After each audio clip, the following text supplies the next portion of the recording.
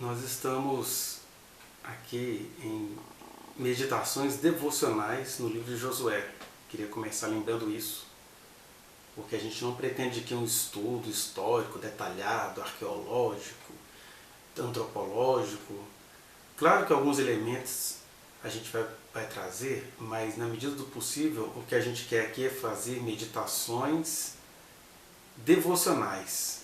Devocionais daquele sentido de que a gente está fazendo meditações apaixonadas, a gente que quer andar com Deus e quer compreender os seus mistérios e não quer abrir mão de entender o que de espiritual e o que nos ligue a Deus a gente pode encontrar nos textos das chamadas Sagradas Escrituras.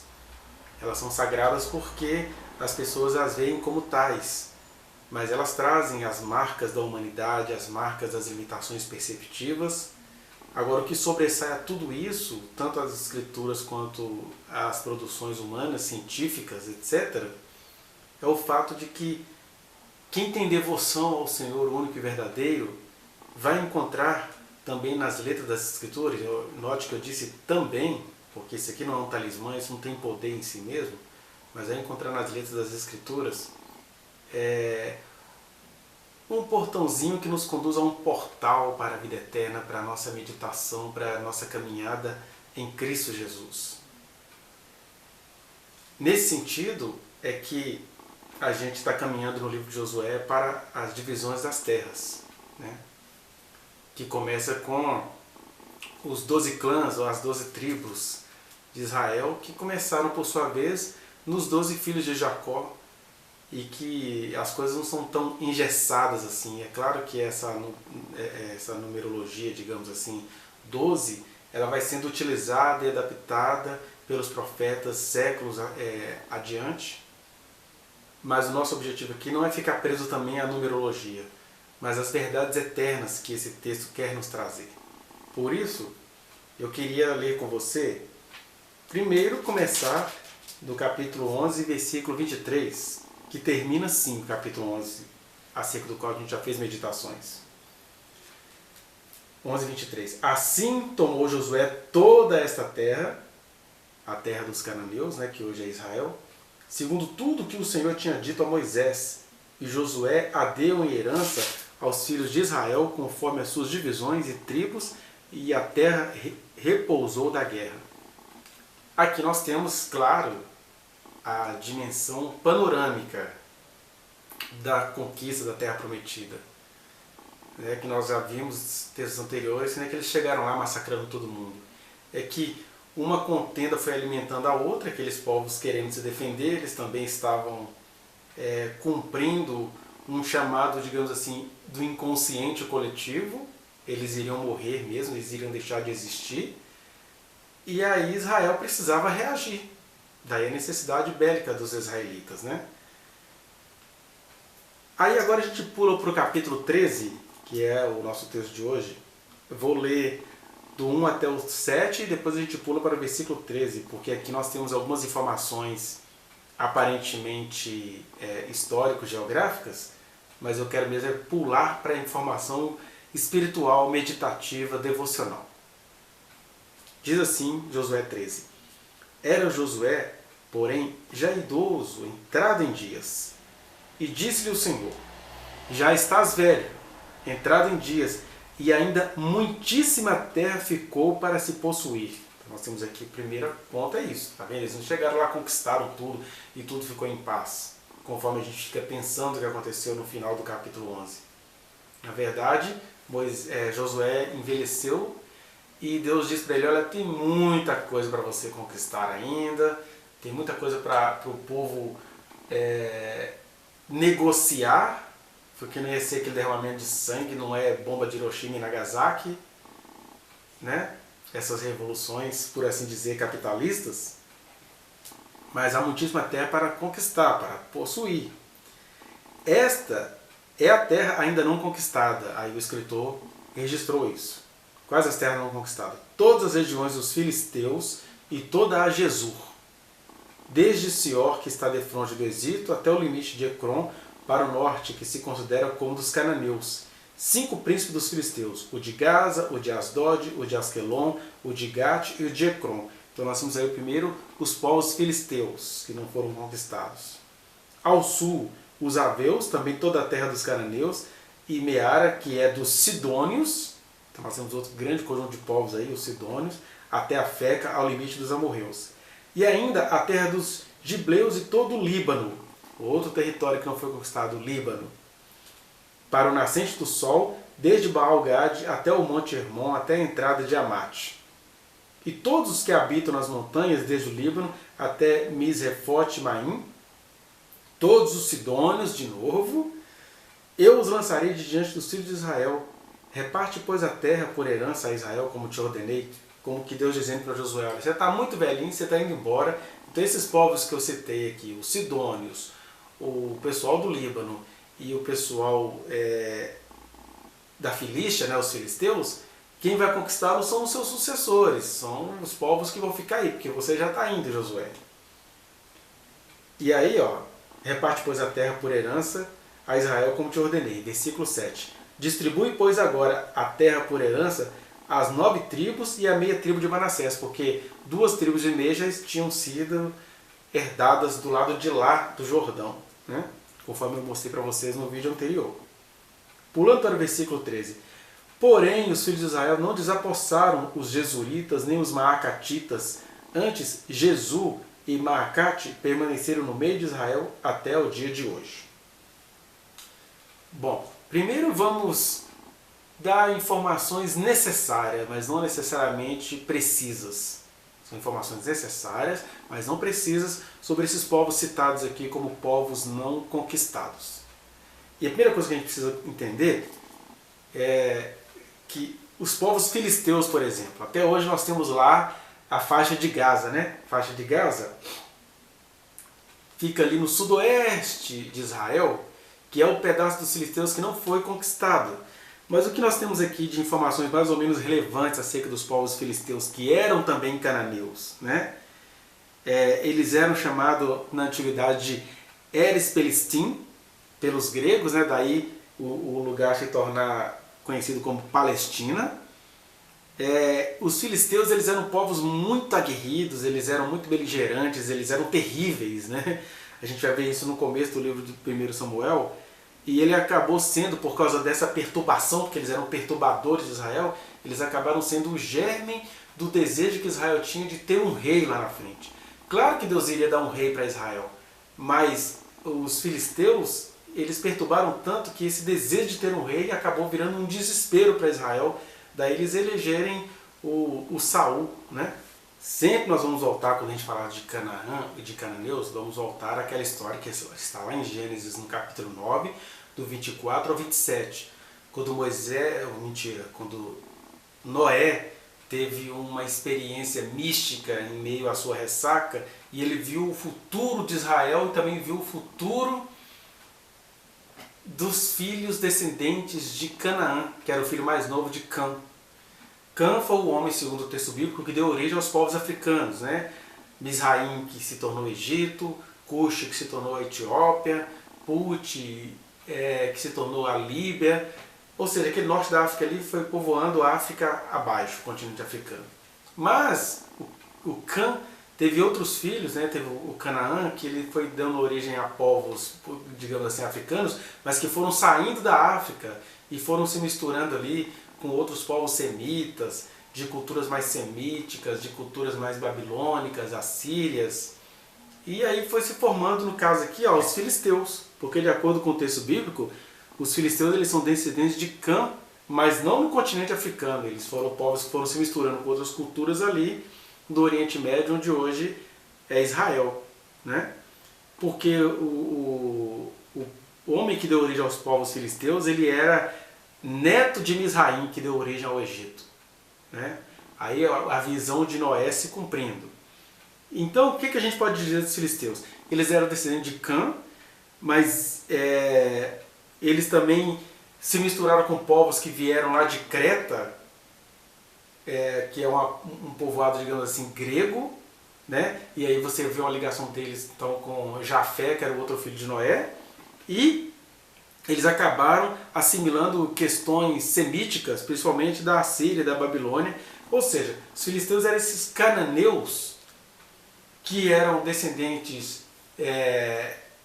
de Cã, mas que foram se misturando com outras culturas cananeias, vindas no sentido espiritual, de adoração de deuses, de culto, etc. E se tornou esse povo valente, perturbado e guerreiro ou aguerrido, né? O outro povo que é falado aqui são os sidônios. Os sidônios são falados duas vezes, né? A gente tem, por exemplo, a gente pode ver que os sidônios, eles também são descendentes de Canaã, de acordo com Gênesis capítulo 10, né? Então, cananeus. E eles ficaram conhecidos no tempo mais por questão de Tiro. Nos tempos de Jesus, eles eram chamados de povos de Tiro e Sidom, ou Ciro-fenícios, porque séculos e séculos foi havendo uma mistura de povos ali, dominação da Síria, etc. E dos sidônios, o que a gente mais tem de famoso, palavra que significa fortificada, né, sidônios, nós temos a Jezabel, que foi a mulher do rei Acabe. Alguns séculos depois da conquista, o rei Acabe, ele, por questões de aliança política, casa-se com a princesa de Sidom, que é a Jezabel.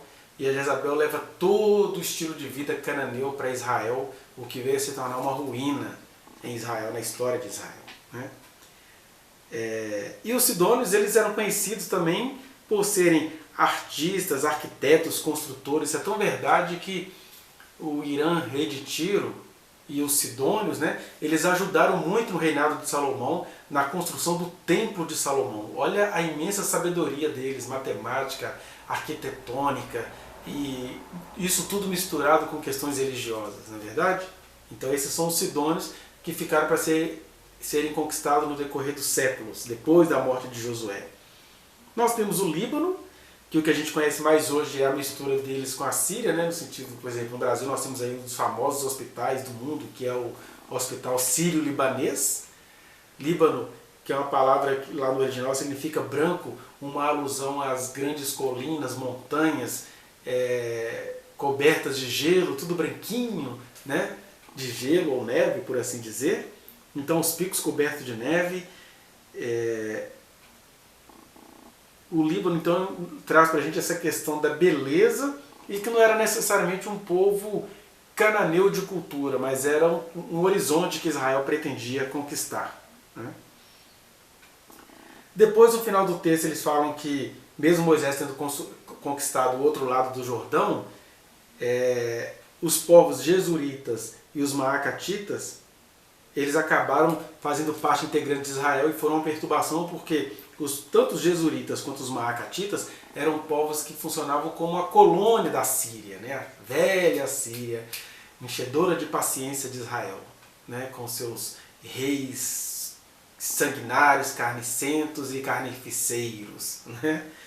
Então, Jesus e Maacate você vai ver ela bem presente quando uma das mulheres do rei Davi, ela era maacatita, ou seja, ela era desses povos, por assim dizer, sírios misturados com cananeus, e ela teve com Davi um filho chamado Absalão, e a sua irmã Tamar, que foi estuprada por um outro irmão de Absalão, filho de outras mulheres de Davi, de outra das mulheres de Davi.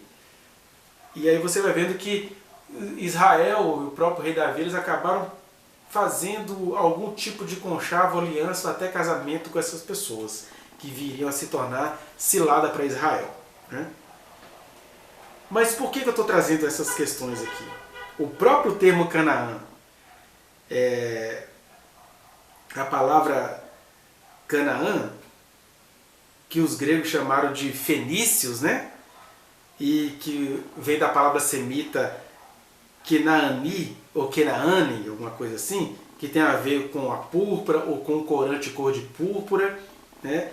Os povos hurrianos, onde os primeiros cananeus começaram lá nos montes, nos Oreus, os povos hurrianos, habitantes de cavernas nas montanhas, os beduínos, eles também se chamavam de fabricadores de púrpura, daí o Kenaã. Então tem Kenaani, Kenaã, também tem o Foinós ou Fênix, que deu talvez origem a essa palavra Canaã, porque Fornó dava uma ideia de um povo de pele mais bronzeada, mais moreno, tendendo a negro, né? E o Foinix, que dava lugar também de palmeiras, porque se você vai olhar principalmente ali os filisteus, né, e os sidônios, eram povos que habitavam a costa ali do Mediterrâneo, então possivelmente tinha muitas palmeiras e, digamos, coqueiros, e eles ficaram conhecidos também por esse nome, de Fónix ou Fónix, daí vem Fenícia. Então você tem aí as questões históricas tanto para o termo Canaã, de púrpura, de fabricadores de púrpura, quanto dos fenícios, que eram povos morenos, ou povos que habitavam em meio às palmeiras, ou povos que fabricavam a tinta vermelha, né, de fenícios, de fênix, etc. Né? E aí a gente tem cidades famosas entre os cananeus, né, dos quais nós temos aí os filisteus, os sidônios, os libaneses, e alguma coisa cultural referente à Síria, mas nós tivemos a cidade de Tiro, Sidom, Ugarit, Suméria, Biblos, que conforme o próprio nome sugere, foi uma cidade que se ocupou, né, de processar o papiro, dando-nos os arquétipos da imprensa, de prensar produtos, leituras, arquivos, etc. Então, isso para deixar claro para vocês que o fato desses povos terem ideologias macabras e religiões estranhas, não quer dizer que eles eram de todos maus, só quer dizer que eles carregavam em si aquilo que Noé tinha visto lá atrás. Eles precisariam uma hora deixar de existir, mas eram todos seres humanos, criados à imagem de Deus, e que Deus providenciou salvação para eles, porque como diz o livro de Tiago, a carta de Tiago, toda boa dádiva e todo dom perfeito procede do Pai das luzes. Então o ser humano mais macabro que você conhecer tem em si a imagem estilhaçada do Criador, e não foi diferente com os povos cananeus. Eles tiveram proeminência na arquitetura, nas letras, na imprensa, em um monte de coisas, na alfabetização, nas palavras, e eles foram se misturando com a sua cultura e religião, mas não quer dizer que todos eles eram povos perdidos. Eles apenas entenderiam determinada linguagem de salvação, que é o que a gente viu nos vídeos anteriores do livro de Josué. Aqui, o que nos cabe nessa meditação é vendo essas questões dos filisteus, dos sidônios, dos libaneses, dos jesuritas e dos maacatitas, é que nós não precisamos conquistar territórios nenhum no sentido de sermos expansionistas, de sermos evangelásticos. O que nós precisamos é semear o Evangelho. E Jesus já havia dito, né, olha, quem semeia o Evangelho é como um semeador que sai a semear e vai jogando a semente. Vai jogando a semente, aí ele se dá mal em 3 tentativas, mas em uma dessas tentativas, que a gente pode chamar de quarta tentativa, ele vai vendo que a semente vingou e frutificou a 30, a 60 e a 100 por um. Assim é com o Evangelho. A gente tem de estar preparado porque, primeira coisa, o nosso desejo não deve ser conquistar ou mandar nos outros, ou imperialismos. O nosso desejo deve ser que a palavra do Senhor ganhe crédito nos corações. Aí é conquistar nesse sentido de ganhar crédito, de ganhar acolhida, de que a terra seja fértil. Mas mesmo a gente tendo essa consciência, nós não podemos deixar de entender que, como diz o apóstolo Paulo, um semeou, outro colheu, mas é Deus quem dá o crescimento. Por que o crescimento pertence só a Deus? Porque você vai encontrar aí no anúncio do Evangelho corações filisteus, é gente aguerrida, como esses crentes do Brasil atual que fazem guerra, que querem conquistar o poder, que querem ficar ali, gente que vai dando lugar ao espírito do anticristo porque eles acham que tudo é na base da pancadaria e de acordo com o artigo 5º da Constituição tem direito de expressão. São os filisteus gospels, digamos assim, né? Ou quando você vai anunciando o Evangelho, você vai encontrar os sidônios, gente elegante, gente que sabe trabalhar com madeira de sândalo, gente que sabe fabricar perfumes, gente que sabe construir templos de Salomão, gente elegante, gente estrategista e gente que inclusive coloca uma mulher no governo, como a Jezabel entrou para o imaginário de Israel, mas o problema não é porque ela é mulher, mas é porque ela era sidônia, né? E aí os sidônios são tão inteligentes, mas a inteligência deles invade a luta social. Aí você vai encontrar mulheres antifeministas como a Jezabel, ou negros anti-luta pelo movimento negro, como um determinado diretor da Fundação Palmares aqui no Brasil. Você vai encontrar gente que poderia ser chamada de minoria, mas que querem se impor sobre os outros e por isso ele é contra a luta pela igualdade. São os sidônios. Tem toda a inteligência, todo o conhecimento, mas usam de maneira suicida. Só que eles também têm essa coisa da Jezabel, a Sidônia. Eles têm esse poder de mandar, né? De convencer. A gente sabe muito bem o que é isso no Brasil atual. E aí você vai encontrando com os sidônios no meio do caminho ao semear o Evangelho. Você também vai encontrando com o Líbano, que talvez seja um sonho nunca realizado, porque quando você vai olhar para os territórios de Israel, o Líbano não foi um lugar que entrou muito para a poesia hebraica, para os desejos dos salmistas, para o desejo até dos profetas, mas até hoje o Líbano é um povo ali ao norte, né? Você tem a Síria a leste e o Líbano a oeste, tudo no alto de Israel, né? E de repente é isso, pregar o Evangelho é você não ter todos os seus desejos realizados, para que você não se torne um cananeu sidônio à la rainha Jezabel, né? Mulher do rei Acabe. E por último a gente tem esses povos com os quais a gente vai ter que viver, né? Porque tem sangue sírio no meio. Sírios são impositores, são pessoas que se infiltram. E o Evangelho é assim. Você vai ter que aprender a conviver, mas a gente não pode perder de vista o que Deus falou a Josué. Olha, há muita coisa para possuir, há muito o que conquistar. Então, não é para a gente ficar acostumado a essas situações, mas é também a gente ter a humildade de aprender com eles, negociar com eles e entender que o nosso dever é semear, não é impor. É plantar, não é implantar. E sempre agradecer a Deus que dá o crescimento, inclusive dá o crescimento a nós através dessas tecnologias desses povos que vieram para deixar de existir, no caso aqui os povos literais cananeus, mas que tiveram muita coisa humana, científica, tecnológica a ensinar a Israel. Na verdade, Israel iria aprender isso com outros povos, como aconteceu no cativeiro assírio, babilônico, e grego e romano, mas eles ficaram ali domesticando cananeus que não deveriam ter sido tolerados. Então você vai sempre vendo essas idas e vindas. Você vai ver um Davi que teve uma existência aguerrida contra os filisteus. Você vai ver os profetas denunciando a aliança nojenta que o rei Acabe fez com os sidônios. Mas você vai ver a paz e a sabedoria de Salomão em receber os sidônios. Então tem todas esses meandres. Mas pregar o Evangelho é passar por esses territórios perigosos, mas que a gente precisa saber transformá-los em salutares para nós. Para que a gente também não transforme a vitória que o Senhor quer nos dar em obsessão por massacrar, em obsessão por possuir, em obsessão por comandar. Não é hora de igreja estar no poder, é hora de igreja ser sal.